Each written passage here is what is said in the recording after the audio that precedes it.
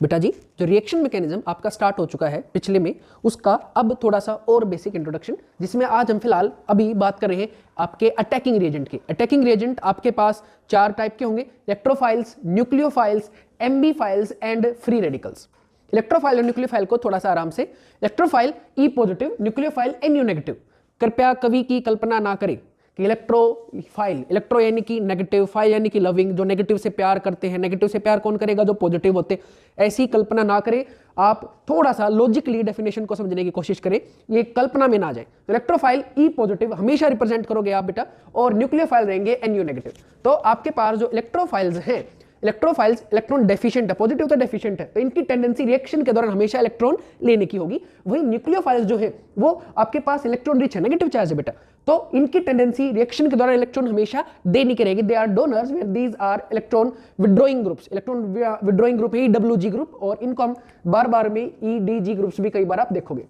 अब अगर इनको इनऑर्गेनिक के साथ थोड़ा सा रिलेट करोगे तो हम कहेंगे ये लेविस एसिड है और ये लेविस बेसेस है। तो इलेक्ट्रोफाइल लेविस एसिड की तरह इलेक्ट्रॉन लेते हैं रिएक्शन में, वही न्यूक्लियोफाइल लेविस बेस की तरह इलेक्ट्रॉन देते हैं रिएक्शन में। अब होते कौन है हमने बता दिया, ये एक्सेप्टर हैं, ये आपके पास डोनर हैं। होते कौन है? तो आपके पास इलेक्ट्रोफाइल वो होंगे जो आइदर पॉजिटिवली चार्ज रहेंगे।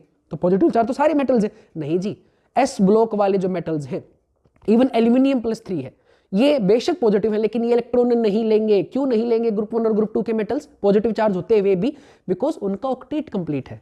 जब किसी का ऑक्टेट कंप्लीट होता है तो वो इलेक्ट्रॉन ना लेना चाहता है ना देना चाहता है, स्टेबल है ना जी। तो आपके पास ग्रुप 1 ग्रुप 2 के मेटल्स को छोड़ के जो भी पॉजिटिव चार्ज स्पीशीज, जैसे हाइड्रोनियम है, अमोनियम है, आपके पास अल्काइल ग्रुप है, आपके पास हेलोजन पे पॉजिटिव है, नाइट्रोसोनियम है, सल्फोनियम है, ये सारे आपके पास इलेक्ट्रॉन एक्सेप्टर की तरह बिहेव करेंगे। वही नेगेटिवली चार्ज स्पीशीज सारे अनायंस आपके पास हमेशा किसकी तरह बिहेव करेंगे? न्यूक्लियोफाइल की तरह। दूसरा, अगर किसी के पास एम्प्टी ऑर्बिटल्स हैं, एम्प्टी ऑर्बिटल से क्या होगा? ऑर्बिटल आपके पास एटम का वो स्पेस है जहां पे इलेक्ट्रॉन रहते हैं, घर है इलेक्ट्रॉन्स का भाई, जहां पे इलेक्ट्रॉन के पास जाने के चांसेस मैक्सिमम है। अगर किसी के पास वैकेंट ऑर्बिटल है, चाहे वो p है चाहे वो d है, इसका मतलब वहां पर इलेक्ट्रॉन आ सकता है। तो अगर किसी के पास वैकेंट ऑर्बिटल है, चाहे वो p है और चाहे वो d है, तो वो भी आपके पास इलेक्ट्रॉन ले सकता है। तो इनके कुछ एग्जांपल्स हैं। इसमें एक एग्जांपल है कार्बीन, थोड़ा सा इंपॉर्टेंट है, ध्यान दीजिएगा, जिसको आगे हम करेंगे इंटरमीडिएट में। तो कार्बीन भी आपके पास इलेक्ट्रोफाइल की तरह बिहेव करेगा। अगले साल राइमर टाइम के रिएक्शन में आप इसको चेक करेंगे। दूसरा, किसी के पास अगर लोन पेयर है, लोन पेयर तो आप देखोगे सर HF के पास भी है, ये रहे 3 लोन पेयर है फ्लोरीन के पास, HCl में भी ऐसे ही 3 लोन पेयर है क्लोरीन के पास। नहीं जी, lone pair as per VSEPR theory, valence electron pair repulsion theory, central atom पे होने चाहिए, साइड एटम पे नहीं। अगर सेंट्रल एटम के पास किसी के पास लोन पेयर है तो उसकी भी टेंडेंसी होगी एज ए न्यूक्लियोफाइल बिहेव करने की। वही हेलोजन मॉलिक्यूल्स, ये थोड़ा सा नया है, ध्यान दीजिएगा, क्लास में हम कई बार इसको डिस्कस नहीं करते हैं। Halogen molecule like chlorine, bromine, iodine, molecule, atom नहीं।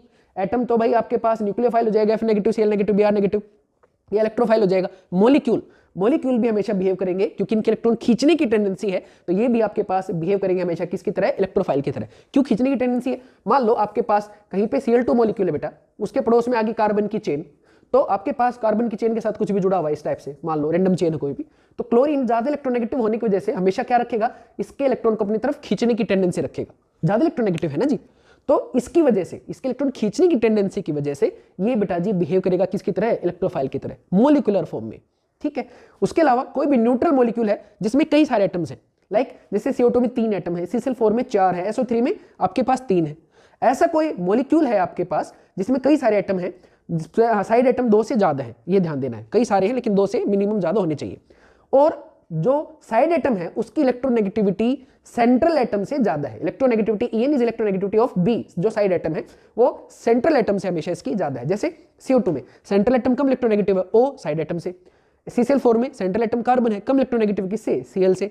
ऐसे यहाँ पर NF3 ध्यान देना, यहाँ पर हम कहते हैं सर लोन पेयर नाइट्रोजन पे, हाँ लेकिन ये बिहेव नहीं करेगा। क्यों नहीं करेगा? क्योंकि तीनों फ्लोरीन उससे इलेक्ट्रॉन बहुत ज्यादा खींच लेंगे, तो लोन पेयर होने के बावजूद भी NF3 हमेशा बिहेव किसकी तरह करता है? आपके पास एक इलेक्ट्रोफाइल की तरह, वजह फ्लोरीन इलेक्ट्रॉन उसके बाय इंडक्टिव इफेक्ट खींच लेता है। वहीं किसी के पास अगर मल्टीपल बॉन्ड है सिमिलर एटम्स के बीच में, जैसे आपके पास एल्कीन्स हैं, जैसे आपके पास अल्काइन है, जैसे आपके पास बेंजीन और उसके डेरिवेटिव्स हैं, तो ये सारे भी आपके पास इलेक्ट्रॉन रिच की तरह बिहेव करेंगे। ऑर्गोनोमेटेलिक कंपाउंड पूरी ब्रांच है आगे जाके एमएससी में बिठाइए। फिलहाल सिर्फ इतना ही कि जब भी कोई कार्बन ऑर्गेनिक चेन किसी भी मेटल के साथ जुड़ी होगी, चाहे वो पी ब्लॉक का है चाहे वो डी ब्लॉक का है, तो वो जो कार्बन है ना बेटा, वो कार्बन हमेशा बिहेव करेगा किसकी तरह, एक न्यूक्लियोफाइल की तरह, जैसे ग्रिग्नार्ड रिएजेंट है। क्यों करेगा, देखो मेटल तो हमेशा क्या रहेगा, पॉजिटिव रहेगा, टेंडेंसी है। तो यहाँ पे कार्बन चेन पे क्या चार्ज आ जाएगा, नेगेटिव। नेगेटिव है तो क्या बन गया, एनाइन बन गया। एनाइन बन गया तो क्या हो गया, न्यूक्लियोफाइल। एमबी फाइल्स की बात करते हैं हम। एमबी फाइल्स नाम में है, एमबी वर्ड कभी भी आ जाए, एम्फोटेरिक वर्ड आया था एएम, तो ये जहां पे भी वर्ड आता है उसका मीनिंग ही क्या होता है, ड्यूअल नेचर। तो ये भी आपके पास वो अटैकिंग रिएजेंट है जिनके पास इलेक्ट्रॉन रिच यानी कि न्यूक्लियोफिलिक, इलेक्ट्रॉन डेफिशिएंट मतलब इलेक्ट्रोफिलिक, दोनों टाइप की नेचर्स होंगे, न्यूक्लियोफिलिक भी और इलेक्ट्रोफिलिक भी। फॉर एग्जांपल जैसे भाई कार्बोनिल है, आपने इंडक्टिव इफेक्ट में स्टेबिलिटी में देखा था, जैसे अटैक होगा रिएक्शन होगी, कार्बन ऑक्सीजन का बॉन्ड टूटेगा, ज्यादा इलेक्ट्रोनेगेटिव ऑक्सीजन, तो नेगेटिव चार्ज ऑक्सीजन पे आ जाएगा, हेट्रोलिटिक बॉन्ड टूटेगा, और कार्बन पे आ जाएगा पॉजिटिव। तो देखना positive charge deficient side, negative side, rich side, दोनों क्रिएट हो गए ना। तो एमबी फाइल्स में ये चीज होगी। एमबी फाइल्स की रिक्वायरमेंट ही क्या है भाई, मल्टीपल बॉन्ड्स होने चाहिए, और जो भी आपके पास मल्टीपल बॉन्ड में हेटेरोएटम यूज होगा वो ज्यादा इलेक्ट्रोनेगेटिव कार्बन से हमेशा होना चाहिए। तो आपके पास वो स्पीसीज हमेशा बिहेव करेगी, जैसे नाइट्राइल है, जैसे एसिड क्लोराइड या हेलाइड्स है, एसिड अमाइड है। लास्ट है आपके पास फ्री रेडिकल्स। फ्री रेडिकल्स हमेशा होमोलिटिक तरीके से डिसोसिएशन के बॉन्ड से बनते हैं। अब बन तो गए हैं, बनने के बाद ये भी अपने आप में एक अटैकिंग रिएजेंट है। ये हमेशा अपने पास ओड या अनपेड इलेक्ट्रॉन रखते हैं, ओड अनपेड इलेक्ट्रॉन रखते हैं, और सिर्फ एक इलेक्ट्रॉन चाहिए इनको भी अपना ऑक्टेट करने के लिए, कंप्लीट स्टेबिलिटी पाने के लिए। तो भाई इनकी टेंडेंसी हमेशा इलेक्ट्रॉन को खींचने की रहती है हमेशा। तो ये इलेक्ट्रोफाइल की तरह ही बिहेव करते हैं, लेकिन ये अलग रिएजेंट है, इनका मैकेनिज्म काम करने का अलग है। तो फ्री रेडिकल इलेक्ट्रॉन डेफिशिएंट है, इलेक्ट्रॉन खींचते हैं, और बेटा जी ये बहुत ज्यादा रिएक्टिव है क्योंकि सिर्फ एक इलेक्ट्रॉन की जरूरत है। और ये जनरली हम प्रिपेयर कराते हैं, दो हम पढ़ेंगे आगे जाके इंटरमीडिएट्स में भी, ये जनरली आपके पास प्रिपेयर होते हैं परोक्साइड से। परोक्साइड वो होते हैं जहां पे ऑक्सीजन और ऑक्सीजन के बीच में एक सिंगल बॉन्ड हो सिर्फ, बाकी की ना किसी और से। तो या तो हाइड्रोजन परोक्साइड से या बेंजोइल परोक्साइड से जनरली ये प्रिपेयर किए जाते हैं। अब आगे हम चेक करते हैं इंटरमीडिएट रिएक्शन मैकेनिज्म की। इस वीडियो में हम इंटरमीडिएट्स के बारे में बात करेंगे। हम बात करेंगे कितने तरीके से बॉन्ड क्लीव हो सकता है, टूट सकता है।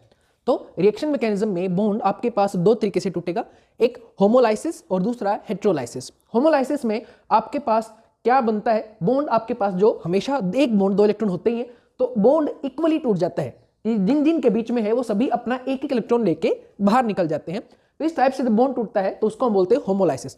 और ये जो चीज बनती है इसमें, इसको बोलते हैं फ्री रेडिकल। कार्बन है तो कार्बन फ्री रेडिकल, हेलोजन है तो हेलोजन फ्री रेडिकल, जो भी है।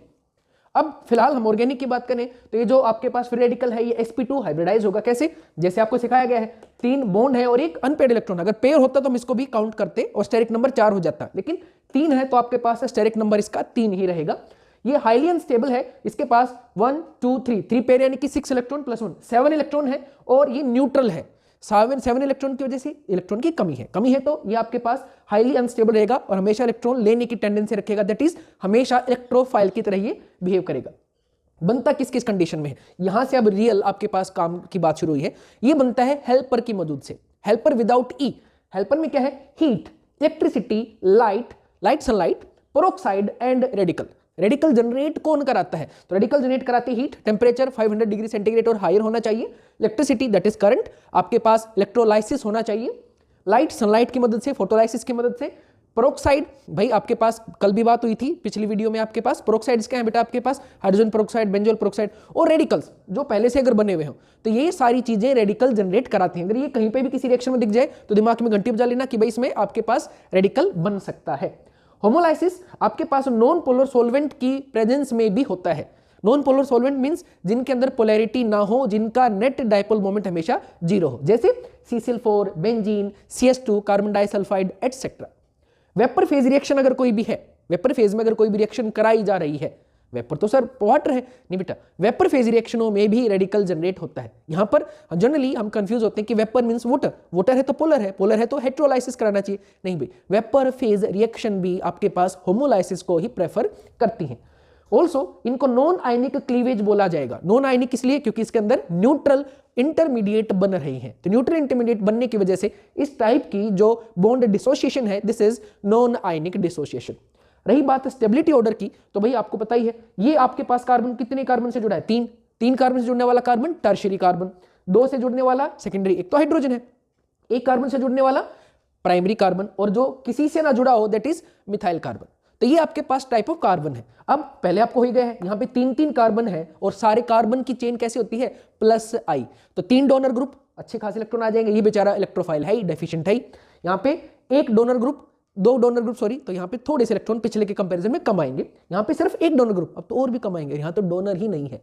तो स्टेबिलिटी ऑर्डर इलेक्ट्रॉन डेफिशिएंट का कौन इंक्रीज करेगा, कौन स्टेबिलिटी बढ़ाएगा, प्लस आई। ऑलरेडी आपने इंडक्टिव में पढ़ाई है, बस उसी को आप फिर से रिवाइज करना है, याद रखना है। क्या स्टेबिलिटी सबसे ज्यादा टर्शियरी कार्बो फ्री रेडिकल, फिर सेकेंडरी कार्बो फ्री रेडिकल, फिर प्राइमरी कार्बन फ्री रेडिकल, और सबसे कम स्टेबिलिटी होगी मिथाइल कार्बन फ्री रेडिकल की। आगे चलते हैं हेट्रोलाइसिस में। हेट्रोलाइसिस में आपके पास जब भी हाइड्रोलाइसिस होगा तो भाई 1 बॉन्ड मींस 2 इलेक्ट्रॉन्स, तो आपकी बार पूरा पेयर शिफ्ट होगी, किसी पे जाएगा। जब पेयर किसी पे शिफ्ट होगा तो जिस पे जाएगा दैट विल बी नेगेटिव, और जिसके हिस्से से जाएगा दैट विल बी पॉजिटिव। अगर ये पॉजिटिव और नेगेटिव कार्बन पे चार्ज आए हैं तो इन्हीं कैटायन एनायन को हमने थोड़ा सा और नाम चेंज करके दे दिया, कार्बो कैटायन एंड कार्बो एनायन। अब हेट्रोलाइसिस होता किस किस कंडीशन में है? होमोलाइसिस के लिए तो हेल्पर है, हेल्पर या आपके पास वेपर फेज रिएक्शन। होमोलाइसिस किस किस फेज में होगा भाई? पोलो सॉल्वेंट जैसे वाटर हो, H2O, आपके पास ROH, या कोई भी आपके पास एसिड। भाई लो टेम्परेचर्स हो, वहां 500 डिग्री सेंटीग्रेड और हायर था, यहाँ काफी कम है भाई 300 केल्विन, भाई 350 केल्विन, या भाई 400 डिग्री सेंटीग्रेड, मतलब वहां तक आसपास में आपके पास हेट्रोलाइसिस होने की उम्मीद होती है। ऐसे ही एसिडिक मीडियम में रिएक्शन कराया जाए, बेसिक मीडियम में रिएक्शन कराया जाए, मींस पोलर रिएजेंट है। एसिडिक आपको पता ही बेटा, इलेक्ट्रॉन एक्सेप्टर्स हैं या H पॉजिटिव देते हैं, तो पोलैरिटी आ गई ना जी। और in presence of ions, ions की प्रेजेंस में भी जब भी रिएक्शन कराई जाएगी, कैटायन, एनायन, इलेक्ट्रोफाइल, न्यूक्लियोफाइल, वो भी आपके पास हमेशा हेट्रोलाइसिस को ही प्रेफर करते हैं। तो 4 कंडीशंस हैं, पोलर सॉल्वेंट्स होना चाहिए, एसिड या बेसिक मीडियम होना चाहिए, आपके पास टेम्परेचर कम हो, या फिर आपके पास आयंस हो। 4 में से कोई भी एक कंडीशन होगी तो वो आपके पास हेट्रोलाइसिस को प्रेफर करेगी, क्योंकि बॉन्ड तब तोड़ोगे ना जब पता हो कि हाँ बॉन्ड तरीके से किससे टूटेगा, तो तरीका भी यहां से पता चलेगा। अब कार्बोकैटायन और कार्बन आयन का बेसिक इंट्रोडक्शन जो आपको हमेशा पता ही होता है। अगर कोई भी फंक्शनल ग्रुप कार्बन से ज्यादा इलेक्ट्रोनेगेटिव है तो इलेक्ट्रॉन वो लेके जाएगा, तो कार्बन पे पॉजिटिव चार्ज कार्बोकैटायन बन जाएगा। और अगर जो ग्रुप जुड़ा हुआ है, वाई ग्रुप है जैसे इसमें, इसकी इलेक्ट्रोनेगेटिविटी कम है कार्बन से, तो कार्बन इलेक्ट्रॉन लेके जाएगा, तो कार्बो अनायन बन जाएगा। कार्बोकैटायन में 1 2 3 पेयर्स हैं, तो 6 इलेक्ट्रॉन्स होंगे, तो ये sp2 की तरह बिहेव करेगा। वहीं यहां पर 1 2 3 बॉन्ड पेयर्स हैं और एक नेगेटिव चार्ज है। नेगेटिव चार्ज भी हमने हाइब्रिडाइजेशन में पढ़ा था कल वाली वीडियो में, तो वो भी काउंट किया जाएगा आपके पास स्टेरिक नंबर में। तो 1 2 3 4, स्टेरिक नंबर 4 मतलब sp3 ट्राइगोनल पिरामिडल की तरह ये बिहेव करेगा। अब ये जो कार्बोकैटायन है वो इलेक्ट्रोफाइल की तरह बिहेव करेगा, फ्री रेडिकल भी इलेक्ट्रोफाइल था। वहीं कार्बन आयन आपके पास न्यूक्लियोफाइल यानी कि इलेक्ट्रॉन रिच की तरह बिहेव करेगा। वो इलेक्ट्रोफाइल इसलिए क्योंकि इसके पास 6 इलेक्ट्रॉन्स है आउटर मोस्ट शेल में। होने कितने चाहिए थे? 8 चाहिए थे ना भाई, जरूरत से कम है तो इलेक्ट्रॉन लेने की टेंडेंसी रखेगा, तो इलेक्ट्रोफाइल है। वहीं इसके पास नेगेटिव चार्ज है, एनायन से सारे के सारे क्या थे? न्यूक्लियोफाइल्स थे। अब अगर कैटायन या रेडिकल दोनों एक ही नेचर के हैं, दोनों ही डेफिशिएंट हैं, तो इनका स्टेबिलिटी ऑर्डर भी बिल्कुल सेम ही रहेगा, tertiary followed by secondary followed by primary and lastly methyl. यहां पे इनवर्स हो जाएगा, एग्जैक्ट रिवर्स हो जाएगा। वजह भाई इसकी नेचर अलग है, क्यों? क्योंकि इसके ऊपर ऑलरेडी नेगेटिव चार्ज है, और अगर इसको इंडक्टिव से इलेक्ट्रॉन किसी ने दे दिया, जस्ट इमेजिन, तो नेगेटिव में there will be higher repulsions होंगे, तो स्टेबिलिटी कम हो जाएगी। तो द मोस्ट स्टेबिलिटी का अगर ऑर्डर देखोगे तो मिथाइल सबसे ज्यादा रहेगा, उसके बाद प्राइमरी, सेकेंडरी, टर्शियरी। तो वहां पे एसिडिक दोनों न्यूक्लियोफिलिक इलेक्ट्रोफिलिक दोनों जो आपके इंटरमीडिएट थे, वहां स्टेबिलिटी ऑर्डर था 3 to 1m शॉर्टकट। और यहाँ पे क्या हो जाएगा? M1 2 3, किसमें? एनायन में, और वो किसमें? कैटायन में या फिर फ्री रेडिकल के केस में। अब एक ऐसी चीज जो आपको सिर्फ कॉम्पिटिटिव एग्जाम देगा, बहुत तंग करने के तरीके से देगा, कार्बीन। अगले साल राइमर टाइमर रिएक्शन में आप कार्बीन को देखोगे।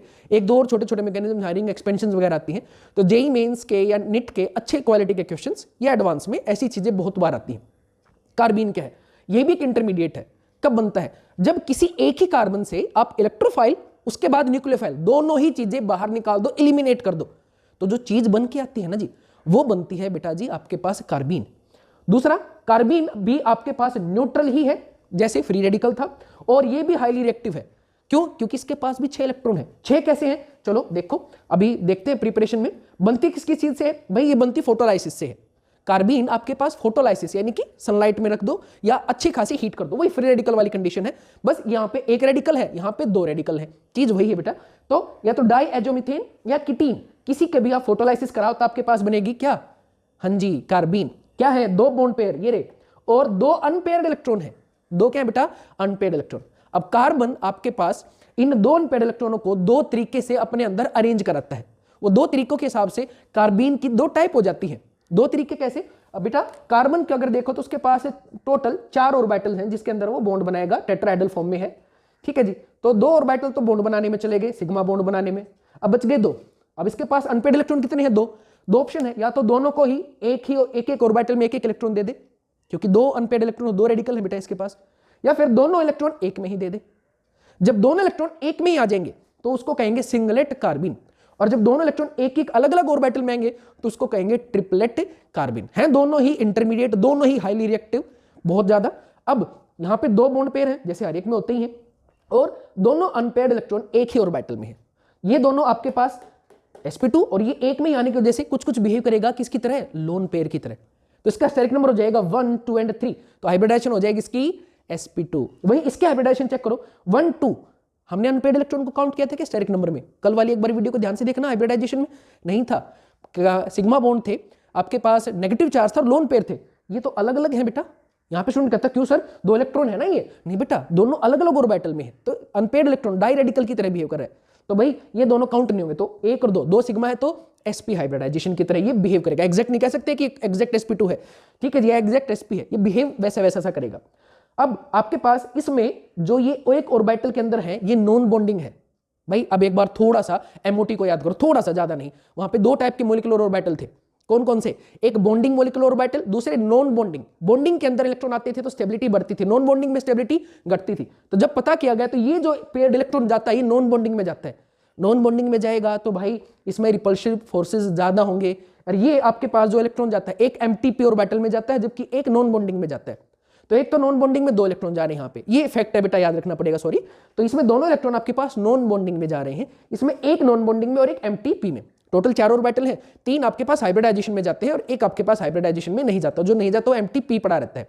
तो भाई कार्बन के पास दोनों इलेक्ट्रॉन नॉन बॉन्डिंग में होने की वजह से ये आपके पास ज्यादा रिपल्शन फेस करेगा, इसमें रिपल्शन कम रहेगी। ज्यादा रिपल्शन होने की वजह से इसकी स्टेबिलिटी जो है भाई वो कम रहेगी, और कम रिपल्शन होने की वजह से इसकी स्टेबिलिटी ज्यादा रहेगी। और लास्टली ये sp2 होने की वजह से और आपके पास कुछ कुछ कार्बोकैटायन को अपनी केमिकल प्रॉपर्टीज में रिजेंबलेंस शो करता है।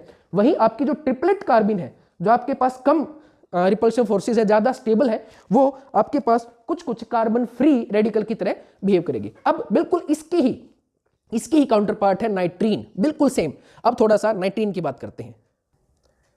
तो इस वीडियो में लास्ट में बेटा जैसे अभी बात चल रही थी नाइट्रीन में आप देखोगे कि भैया काउंटर पार्ट ही है, इसके पास भी नाइट्रोजन के पास 6 ही इलेक्ट्रॉन है। लेकिन हाँ एक चीज का ध्यान रखना, एक लोन पेयर तो ऑलरेडी है ही है नाइट्रोजन के पास।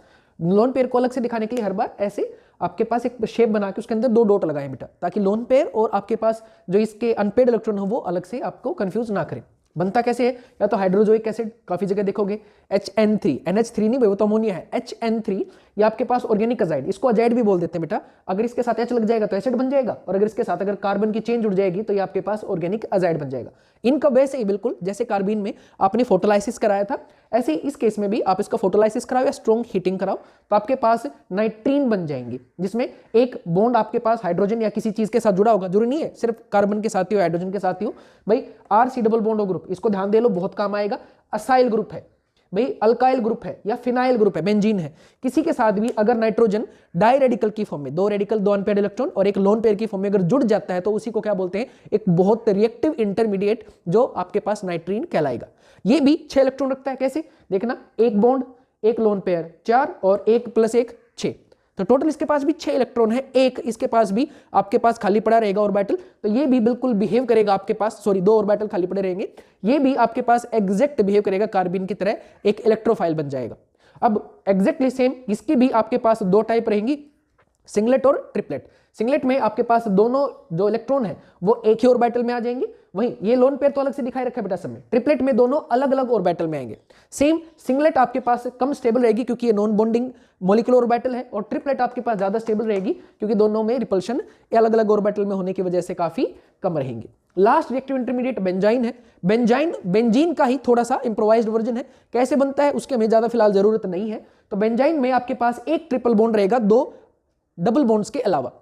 ये ट्रिपल बॉन्ड आपके पास एरोमेटिक नेचर में नहीं है, pi sigma pi sigma pi sigma, ये तो बाहर है, इसकी में जरूरत ही नहीं है। तो बेटा ये आपके पास अनपेड इलेक्ट्रॉन की तरह ही काफी ज्यादा अनस्टेबल रहेगा, लोन पेयर की तरह ही काफी ज्यादा अनस्टेबल रहेगा और अपने आप ही टूट जाएगा। अब टूटने के भी दो तरीके हैं, या तो होमोलाइसिस करके बॉन्ड इक्वली टूट के डाइरेडिकल, दो आपके पास जैसे कार्बिन में थे ऐसे डाइरेडिकल बना लेगा, या आपके पास हेट्रोलाइसिस, डिपेंड करेगा ना मीडियम कौन सा है, कंडीशंस कौन सी है। अभी आपने पढ़ा है होमोलाइसिस और हेट्रोलाइसिस की, पर ये कि अनस्टेबल है, और अगर होमोलिटिक क्लीवेज में गया तो डायरेडिकल, और अगर हेट्रोलिसिस में गया तो ज्यूट्राइन। ज्यूट्राइन क्या होते हैं? ऐसे ऑर्गेनिक कंपाउंड्स जिनके अंदर दोनों चार्ज एक साथ एग्जिस्ट करते हो, एक ही कार्बन पे नहीं करेंगे ये जरूरी नहीं है, लेकिन दोनों चार्ज एक साथ में एग्जिस्ट करते हो, उनको बोलते हैं ज्यूटेराइन। तो भाई ये दो फॉर्म में ऑटोमेटिकली टूट के आ जाता है कंडीशंस के ऊपर। तो दोनों ही फॉर्म काफी ज्यादा रिएक्टिव, क्योंकि एक तो रेडिकल है कार्बिन नाइट्रीन की तरह, और एक आपके पास कैटायन एनायन, दोनों चीजें हैं, तो दोनों ही चीजें आपके पास काफी ज्यादा रिएक्टिव रहेंगी, और ये भी एक बहुत रिएक्टिव इंटरमीडिएट है, लेकिन एरोमेटिक कंपाउंड्स में। दो वर्ड ये थोड़ा सा ज्यादा एक अच्छी बुक में थे बेटा, न्यूक्लियोफ्यूज और इलेक्ट्रोफ्यूज। ये क्या है? कुछ नहीं, न्यूक्लियोफाइल और इलेक्ट्रोफाइल ही है, फिर अलग से क्यों करा रहे हो? अरे इसलिए क्योंकि न्यूक्लियोफाइल और इलेक्ट्रोफाइल अटैक करते हैं, अटैकिंग रिएजेंट है, नो डाउट इस बात में, लेकिन वो अटैक करके किसी पे जुड़ते हैं, ठीक है जी। लेकिन अगर किसी रिएक्शन में कोई न्यूक्लियोफाइल बाहर निकल रहा हो टूट के, या किसी रिएक्शन से इलेक्ट्रोफाइल टूट के बाहर निकल रहे हैं, जैसे आपके पास एक सिंपल सा एग्जांपल है, आपके पास डाइमिथाइल ब्रोमो इथेन, ये जो आपके पास कंपाउंड है, इसके अंदर सॉरी ये तो प्रोपेन है, 1 2 3, तो हो जाएगा methyl 2 methyl bromo 2 bromo propane. इसको अगर आप किसी पोलर सॉल्वेंट में या हेट्रोलिटिक क्लीवेज आप इसका किसी तरीके से कराओ तो क्या होगा बेटा? यहाँ पे ये ज्यादा इलेक्ट्रोनेगेटिव है तो पूरा बॉन्ड खुद लेके चला जाएगा, तो क्या बन जाएगा? टर्शियरी कार्बोकैटायन, और बन जाएगा Br नेगेटिव। तो ये कार्बोकैटायन क्या है? इलेक्ट्रोफाइल है। ये कार्बोनाइन क्या है, या सॉरी एनायन क्या है? ये तो एनायन है, सॉरी। ये क्या आपके पास? एक न्यूक्लियोफाइल है। क्या ये किसी पैड हुए हैं? नहीं, ये तो रिएक्शन के अंदर से निकले हैं। तो इनको हम कहेंगे जो निकलता है डेफिशिएंट पार्ट सॉरी जो डेफिशिएंट पार्ट निकलता है उसको बोलते हैं इलेक्ट्रोफ्यूज, और जो इलेक्ट्रॉन रिच पार्ट निकलता है, जुड़ता नहीं है, निकलता है, उसको बोलते हैं न्यूक्लियोफ्यूज। तो ये था रिएक्शन मैकेनिज्म का एक बेसिक सा इंटरमीडिएट के बारे में सारा इंफॉर्मेशन। होपफुली आपको समझ में आएगा। प्लीज इसके शांति से आराम से समझ के नोट्स